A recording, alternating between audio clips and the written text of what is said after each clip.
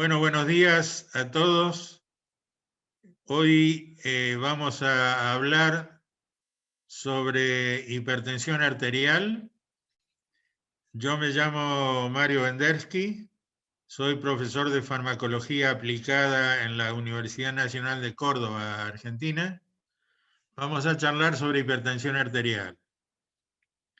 Primero y fundamental, le voy a dar algunos datos de Argentina en cuanto al conocimiento, tratamiento y control de la hipertensión en dos trabajos que se hicieron en los últimos años.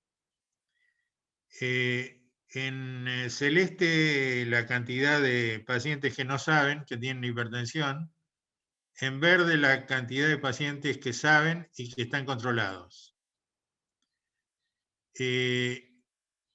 Como ustedes ven, 1 de cada 3 hipertensos lo desconoce y 1 cada 4 hipertensos, solamente 1 cada 4 está bien controlado. ¿Cómo mejorar el conocimiento de la hipertensión? El individuo debería conocer el valor de la presión al menos una vez al año.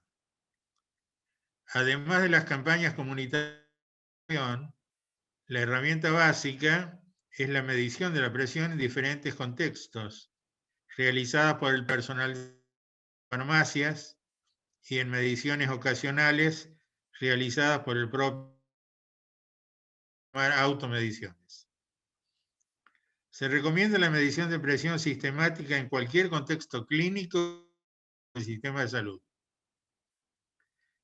La presencia de familiares hipertensos refuerza esta. Se recomienda efectuar como mínimo 2 mediciones y utilizar el promedio de las mismas. Y si el promedio es mayor de 130 a 85 milímetros de mercurio, es necesaria una mayor evaluación. Clasificamos en mayores de 16 años la presión arterial en consultorio. Como ustedes ven, consideramos normal, menos de 130, 85, limítrofe entre 130 y 140 y entre 85 y 90, y consideramos hipertensión arriba de 140-90. Pueden ser 3 niveles, 1, 2 y 3. Como ustedes ven, el nivel 1 es hasta 160, 90, 99. El nivel 2 es hasta 180, 110. Y más de 180 a 110 es el llamado nivel 3. Hay una hipertensión que llamamos hipertensión sistólica aislada cuando la presión sistólica es más de 140 y coexiste con menos de 90 de diastólica. Esto es sin tomar drogas antihipertensivas y sin enfermedades agudas. ¿Cómo hacemos el diagnóstico del paciente hipertenso? Bueno, los objetivos son 3. Detectar o confirmar la presencia de hipertensión, establecer el riesgo cardiovascular global e identificar posibles causas de hipertensión secundaria. Para el primer punto, tenemos que considerar las mediciones de presión en consultorio con monitoreo ambulatorio de presión de 24 horas o con lo que llamamos monitoreo domiciliario de la presión arterial. El punto 2, establecer el riesgo cardiovascular global. Ahí vamos a estudiar los otros factores de riesgo, los que llamamos daño de órgano blanco y las condiciones clínicas asociadas, que eso lo vamos a explicar un poquito más adelante. El tercer punto es identificar posibles causas de hipertensión secundaria, que también lo vamos a ampliar dentro de un ratito. En cuanto a un punto de la anamnesis que es posible que sea importante para recordar, son algunas drogas o sustancias que pueden aumentar la presión arterial.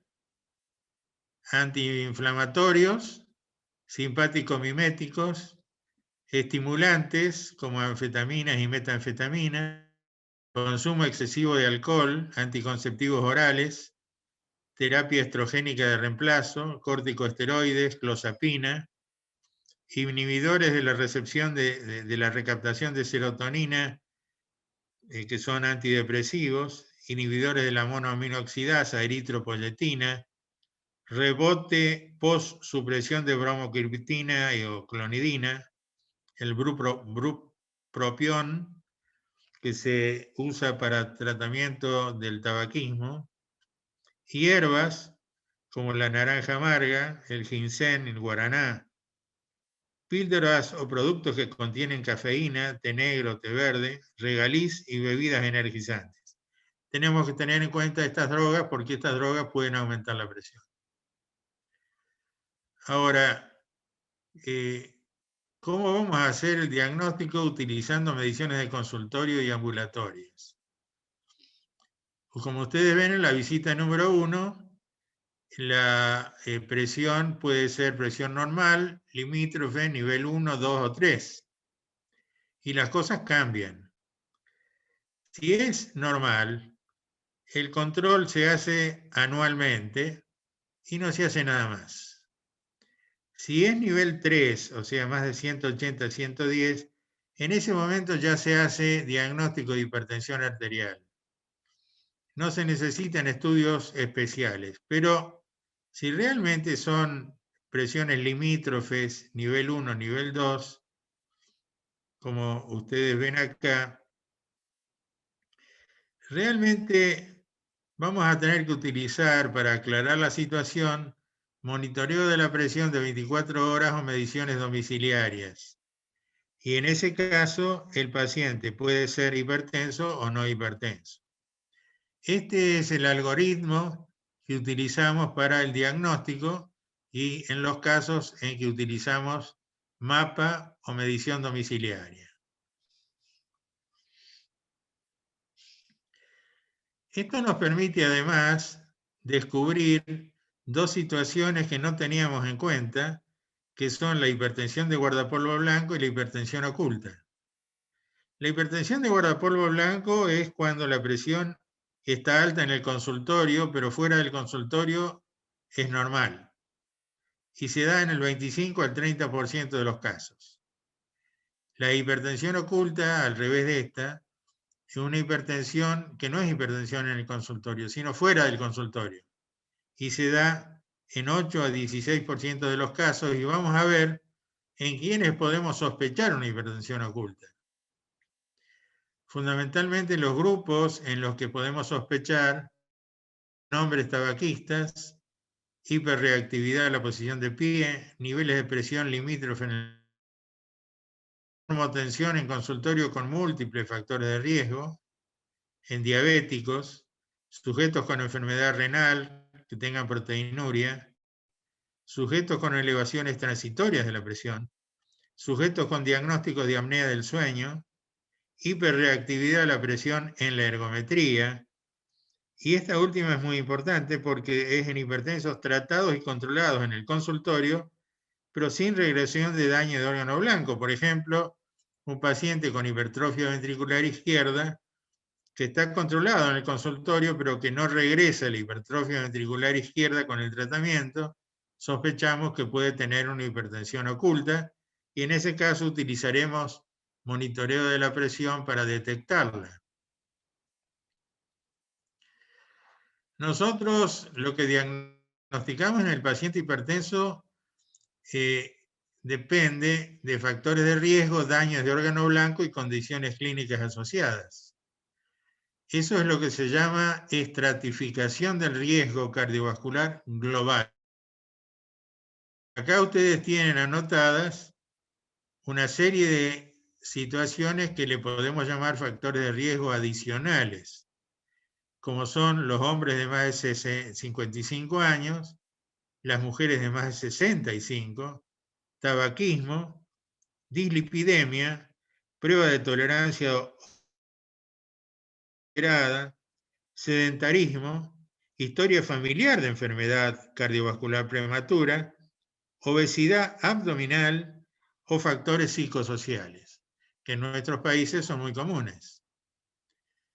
Daños de órgano blanco asintomático, quiere decir que no tienen síntomas, y entre ellos, como ustedes ven, podemos describir la hipertrofia ventricular izquierda, las placas carotídeas, la rigidez arterial, que se mide por la velocidad de onda de pulso, la enfermedad renal crónica, 1 y 2, o sea, la lesión renal en estos casos tiene más de 3 meses de duración, y que también se puede estudiar no solamente con la microalbuminuria, sino también con la relación albúmina-creatinina. El tercer punto que nos sirve para estratificar es si el paciente tiene condiciones clínicas asociadas. Por ejemplo, enfermedad cerebrovascular, si ha tenido ACV o accidente isquémico transitorio o deterioro cognitivo, enfermedad cardíaca, retinopatía avanzada, enfermedad renal crónica 3 o 4, o enfermedad vascular periférica. Según estos, lo que nosotros logremos cuando estudiamos al paciente buscando todas estas cosas, nosotros podremos estratificar el riesgo cardiovascular global. Y entonces, según ello, nosotros podríamos saber que la estratificación del riesgo cardiovascular global no depende solamente de lo que está en gris, que es el nivel de la presión arterial, sino de si tiene otros factores de riesgo adicionales, si realmente tiene daño de órgano blanco o condiciones clínicas asociadas. Fíjense ustedes que hay pacientes que tienen, diríamos, la presión arterial limítrofe, lo que está en blanco, pero no tiene otros factores de riesgo, entonces tiene un riesgo promedio, igual que la población general. En cambio, fíjense ustedes, como si un paciente tiene esa misma presión limítrofe, la que está en blanco, pero tiene, por ejemplo, diabetes, que es uno de las situaciones comunes, comienza teniendo alto riesgo a pesar de ser un paciente que tiene menos de 140/90. Por lo tanto, usamos esta tabla para estratificar el riesgo cardiovascular global. Ahora, le agregamos a la anamnesis, al examen, a la rutina de laboratorio y al electrocardiograma que le hacemos a todos, ¿le agregamos algún estudio especial? Bueno, en todos los hipertensos le agregamos un ecocardiograma bidimensional para buscar el índice de masa ventricular izquierda y saber si tiene hipertrofia ventricular. En los diabéticos siempre pedimos examen oftalmológico y microalbuminuria. A los pacientes que tienen alto o muy alto riesgo, según la tabla que vimos recién, y a los pacientes que tienen bajo riesgo, no le hacemos nada más. Pero los pacientes que tienen riesgo moderado, tratamos de estudiarlo un poco más. Entonces, la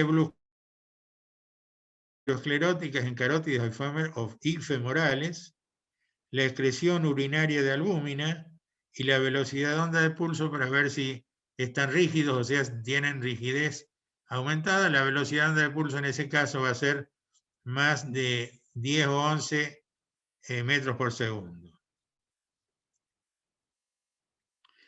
Fíjense ustedes estos estudios adicionales a la evaluación básica, ¿cuándo los pedimos?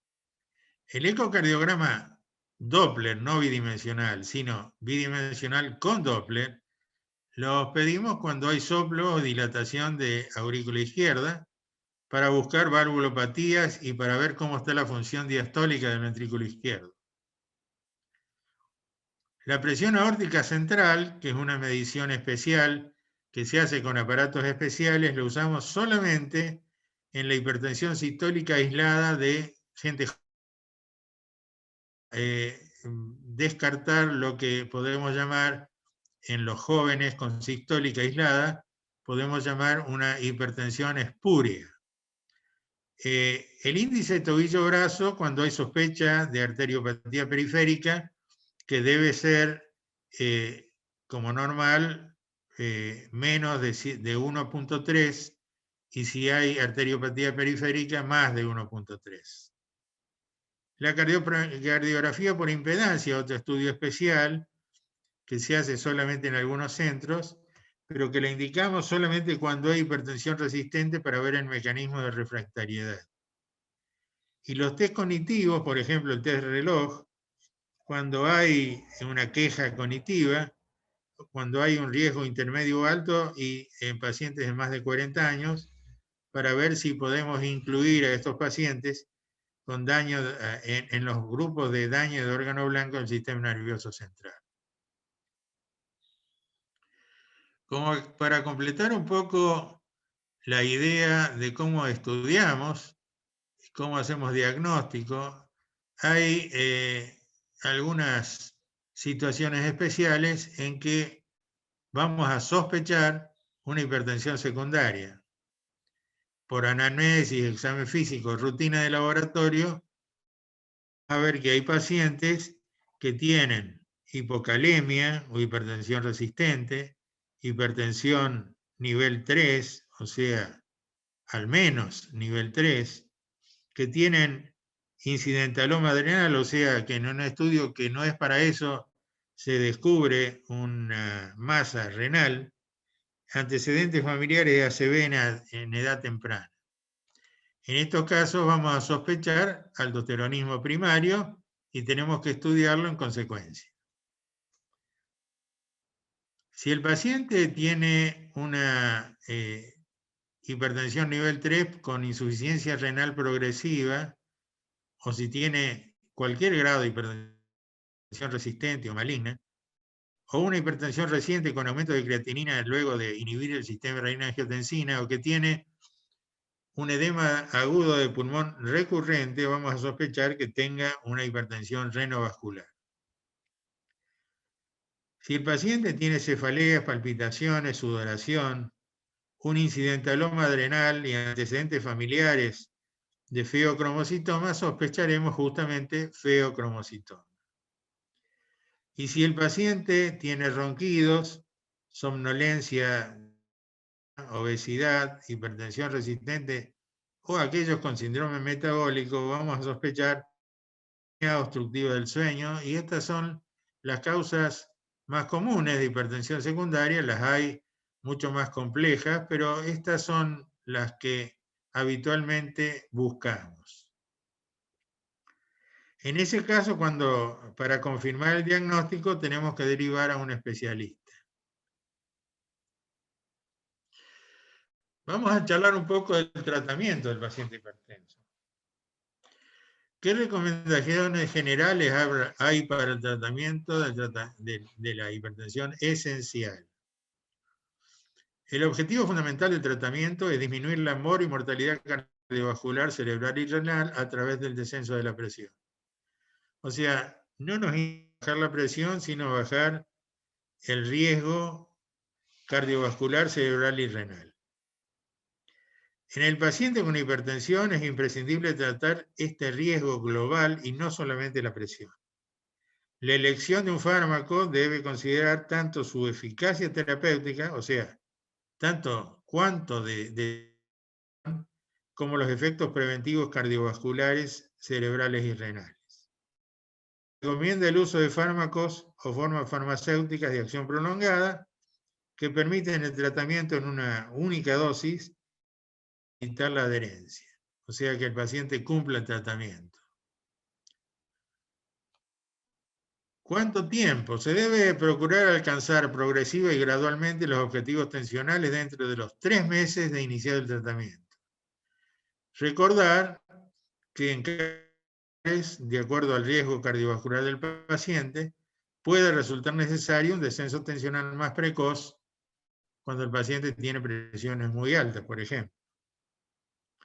Algunos de los fármacos que vamos a usar requieren un periodo de 15 a 20 días para alcanzar el efecto hipotensor máximo. Se recomienda respetar este tiempo antes de titular.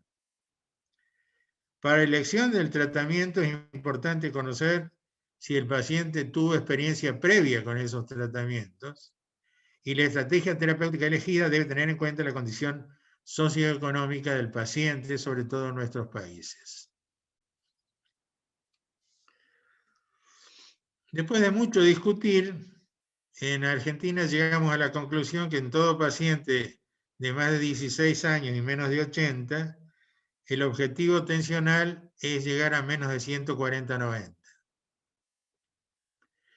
Hubo muchas discusiones porque aparecieron una serie de trabajos, sobre todo un trabajo norteamericano que se llamó SPRINT, que indicaba que la presión debiera ser menor, pero tuvo algunos problemas que nos hicieron discutir mucho, porque en ese estudio, como ustedes ven, se estima que tratando 1000 pacientes por más de 3 años, con el tratamiento más agresivo, hay un efecto beneficioso solamente en 16 personas, serios riesgos en 22 y sin beneficios ni riesgos en más de 900. Hay otros grupos que trabajan en insuficiencia cardíaca que nos indican que la presión a lograr debiera ser menos de 130/80. Y en diabetes el asunto se complica más porque aún en estudios publicados en revistas especializadas en diabetes, están proponiendo que usemos menos de 140/90, igual que en todos los pacientes, salvo en algunos casos, menos de 130, cuando los pacientes no tienen comorbilidades que lo lleven a un lugar. Pero de todas maneras, es importante saber que se sigue discutiendo a dónde llevar la presión en los hipertensos diabéticos, porque hay algunos metaanálisis, por ejemplo, este que tiene un recuadro, que se reduce el riesgo en los que tienen la presión de más de 140 y en los que tienen menos de 140, en este observaron beneficios y hasta se podrían aumentar ciertos riesgos. Como ustedes saben, siempre el tratamiento de la hipertensión en cualquier grado de hipertensión empieza con cambios al estilo de vida. Fíjense, estos son conceptos generales. Los hábitos de vida saludables están recomendados para toda la población.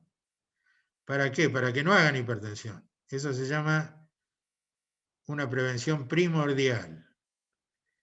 Los pacientes con limítrofe tienen un riesgo de desarrollar hipertensión definida y enfermedad cardiovascular, pero no tenemos todavía evidencia de que hay que darle fármacos, por eso empezamos con cambios de estilo de vida en ese grupo de pacientes. Los cambios de estilo de vida en los grupos de grado 1 o de bajo riesgo pueden evitar o diferir la necesidad de tratamiento farmacológico, o permiten la disminución de dosis o la suspensión de los fármacos una vez iniciado el mismo. Ahora, la combinación de estos cambios al estilo de vida y tratamiento farmacológico, las dos cosas, mejora la efectividad del tratamiento y permite una mayor disminución del riesgo. Bueno, ¿y cuáles son los cambios al estilo de vida con evidencia científica comprobada? Los relacionados con la alimentación, como ustedes ven, la disminución de la ingesta de sodio, aumento de la ingesta de alimentos ricos en potasio, no agregar pastillas de potasio, sino aumento de la ingesta de alimentos ricos en potasio como frutas y verduras, y cambios de patrones alimentarios como algunas dietas especiales que se llaman, por ejemplo, la dieta DASH. La disminución de la ingesta de alcohol, lo relacionado a la actividad física, el ejercicio aeróbico, y no solamente aeróbico, antes se descartaba los ejercicios de sobrecarga o isométrico, hoy se aceptan que también bajan la presión, y los relacionados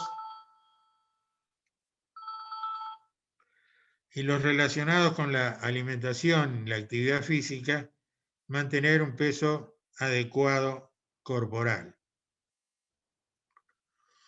Ahora, cuando los pacientes logran un cambio de estilo de vida usando lo que recién dijimos y no controlan la presión arterial, tenemos que ir a fármacos. El tratamiento farmacológico en la hipertensión esencial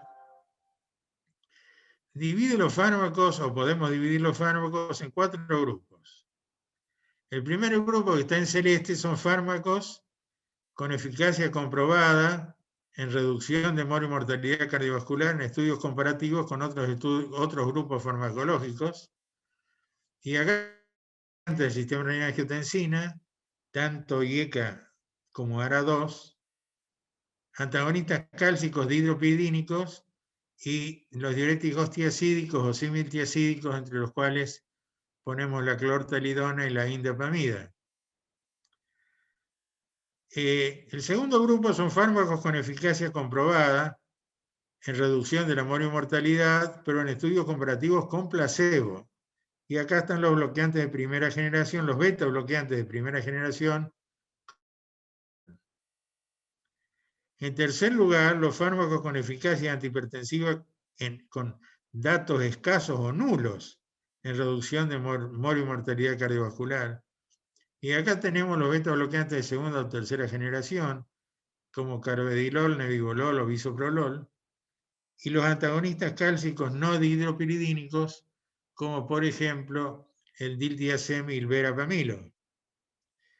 Hay un cuarto grupo que son fármacos indicados en situaciones especiales, que son, por ejemplo, los antagonistas del receptor mineralocorticoide, como la espironolactona, que se usa para hipertensión resistente, los diuréticos de asa, como la furosemida,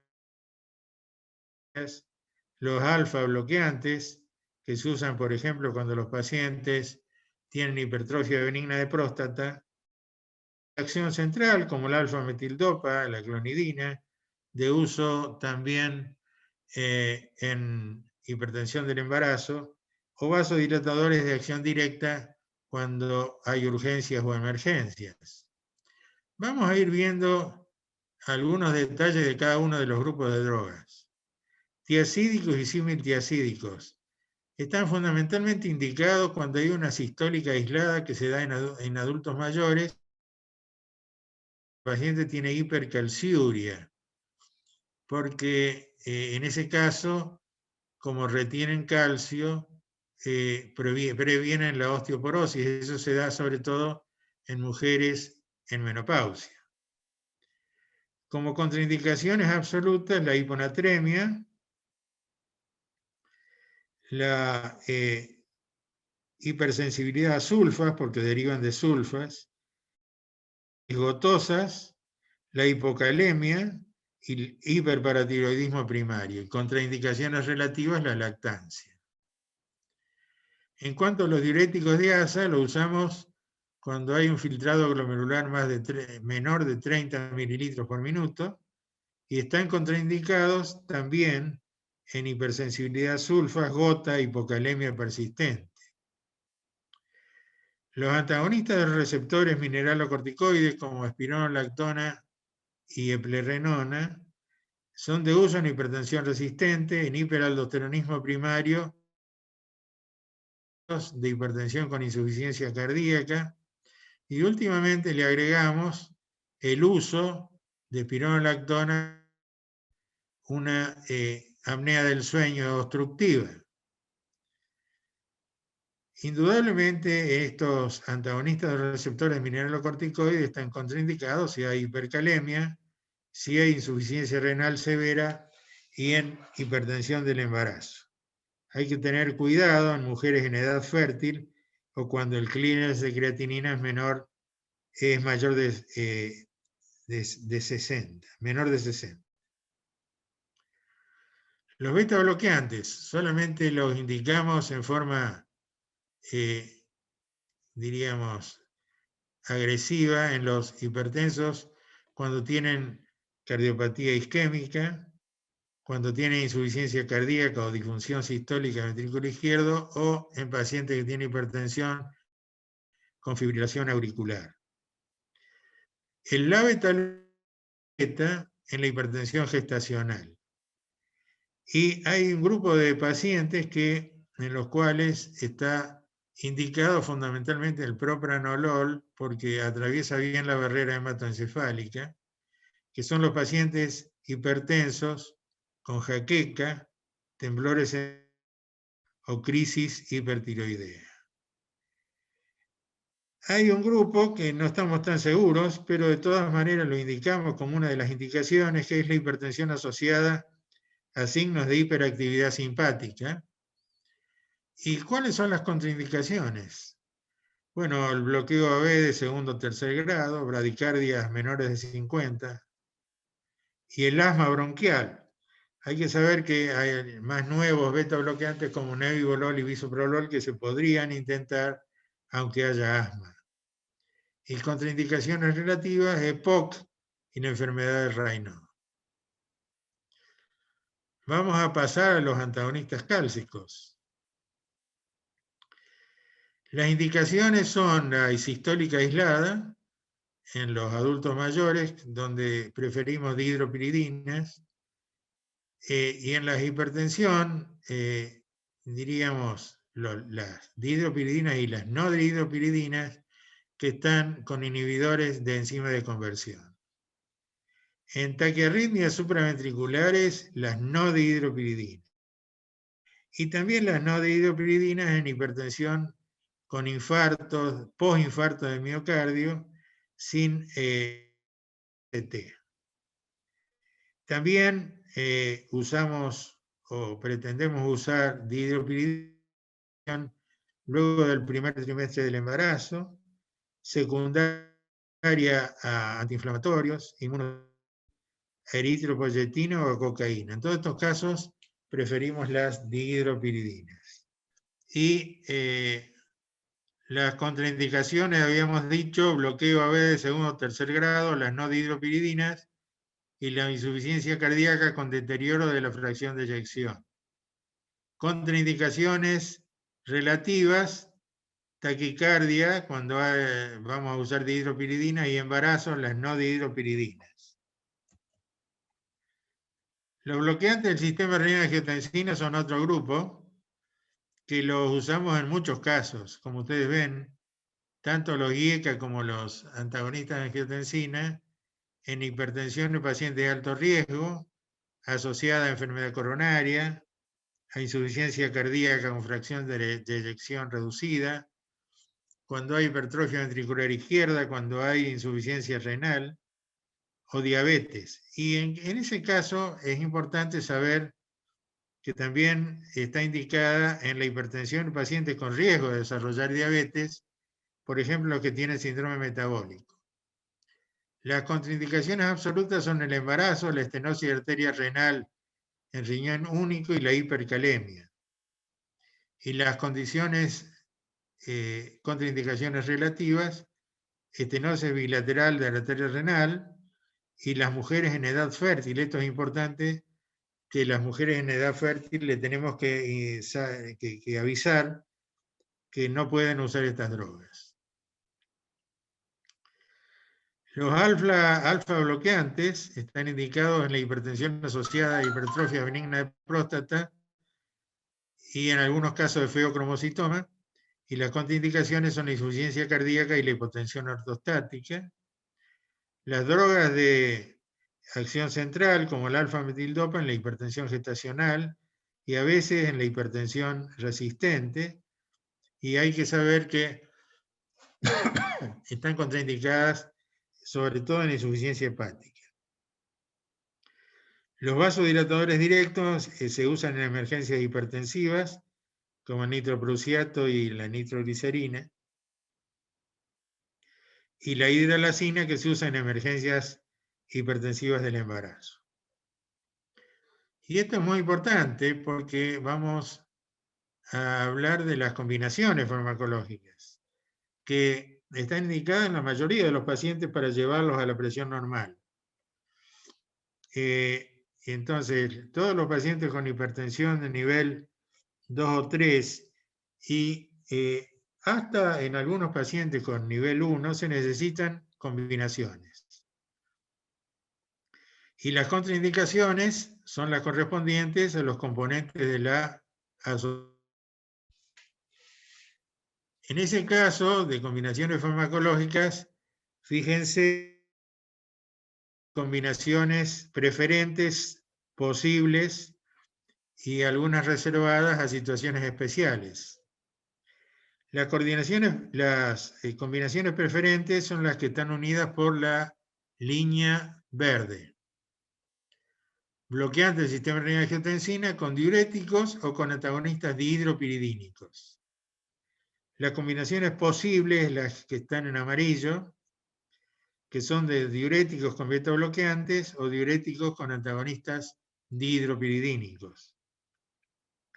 Y las reservadas a situaciones especiales son las que contienen los beta bloqueantes, que en general son, diríamos, tienen relación con la función cardíaca. Nosotros una simplificación.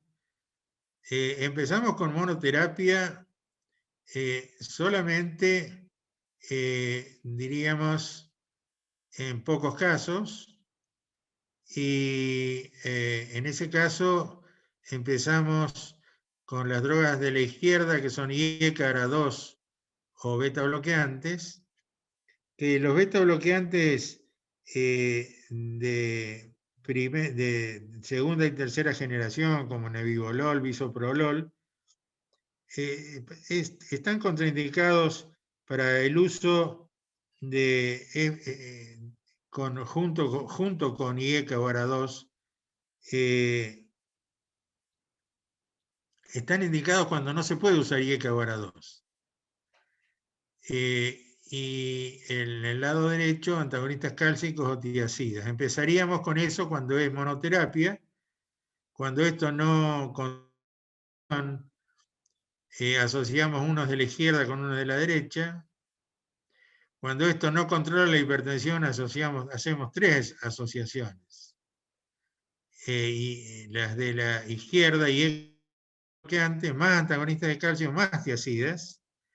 Y si realmente esto no controla la hipertensión, hablamos de una hipertensión resistente y en general agregamos espironolactona.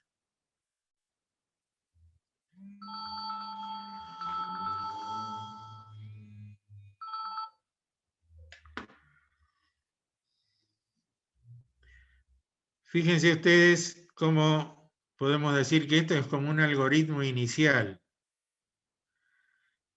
La hipertensión grado 1, de riesgo bajo, empezaría con monoterapia.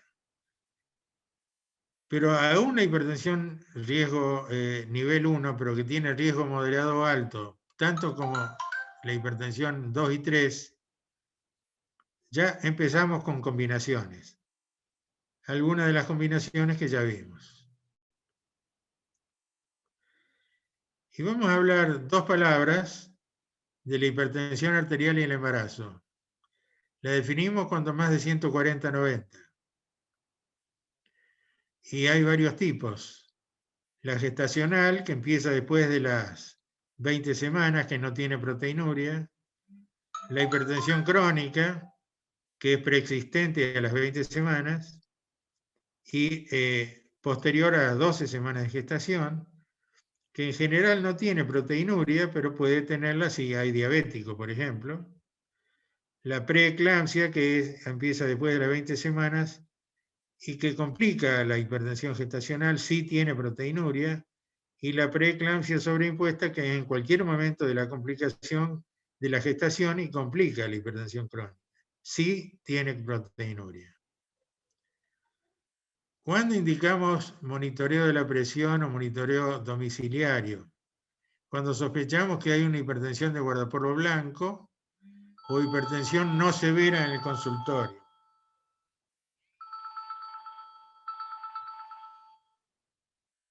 Estoy en la clase, ya te hablo. E inicio de tratamiento farmacológico cuando hay 2 o más registros en el consultorio de presión de más de 150 a 100. Y el objetivo del tratamiento siempre es menos de 140/90. Y evitar que la presión baje debajo de 110/70. ¿Cuáles son las drogas en el embarazo? La primera elección, alfametildopa, labetalol o nifedipina de acción prolongada, y de segunda elección, atenolol. Las absolutas, contraindicaciones absolutas, son los IECA y los ARA2. Y durante la lactancia, las drogas indicadas son alfametildopa, labetalol, atenolol y nifedipina, y la contraindicación es relativa, eso se puede charlar, que son los IECA y ARA2 durante la lactancia. Ahora, si los diuréticos tiacídicos vienen, la paciente viene con una hipertensión crónica antes del embarazo y viene con diuréticos tiacídicos, no es necesario que sean discontinuados. Haciendo un resumen de la hipertensión durante el embarazo, en la parte izquierda de la figura, si se diagnostica durante el embarazo, empezamos con fármacos cuando tiene más de 150/100, tratamos de llegar a 140/90 y evitar que baje menos de 110/70. En azul, si viene con hipertensión crónica, con un tratamiento antihipertensivo, siempre tratamos de que no baje de 110/70 y que si viene con IECA o ARA2 hay que rotarlo a fármacos de primera línea en el embarazo porque ellos están contraindicados. Hay que saber que el objetivo de presión arterial, que es menos de 140/90, en nefropatía y diabetes es algo menor, es menos de 130/85. Y esta es la última diapositiva que les voy a mostrar. Y uno se pregunta, bueno, ¿para qué tratamos la presión? Para bajar el riesgo. Y quisiéramos, en realidad, lograr un riesgo parecido a los normotensos. Cuando a un hipertenso lo tratamos, aún con drogas importantes, ¿logramos eso? ¿Logramos bajarle el nivel de riesgo a un riesgo parecido al de los normotensos? Bueno, no lo logramos. Aquellos tratados que llegan a un nivel ideal de presión tienen, no obstante, el doble de riesgo que los nunca tratados con tensión arterial ideal. ¿Eso qué quiere decir? Que le bajamos la presión, pero que no bajamos suficientemente el riesgo. O sea que tenemos que tratarlo con otras cosas aparte del tratamiento de la presión misma, porque hay otros factores de riesgo que nos mantienen un riesgo residual y por eso el riesgo no baja a nivel de los normotensos. Hay solamente un trabajo que compara si nosotros a los hipertensos le hacemos una terapéutica antihipertensiva o lo mandamos a una clínica de riesgo cardiovascular importante, donde aparte de la presión se traten los lípidos, el azúcar, el tabaco, el ejercicio. Este es un trabajo de Suecia, en el cual se siguieron más de 6 años los pacientes, y fíjense ustedes que si se hace una terapéutica de riesgo cardiovascular global, se logra una reducción de riesgo cardiovascular global muy importante, y ese es el mensaje que quiero que ustedes tengan, que es que no tenemos que tratar la presión, sino tenemos que tratar el riesgo global. Muchas gracias.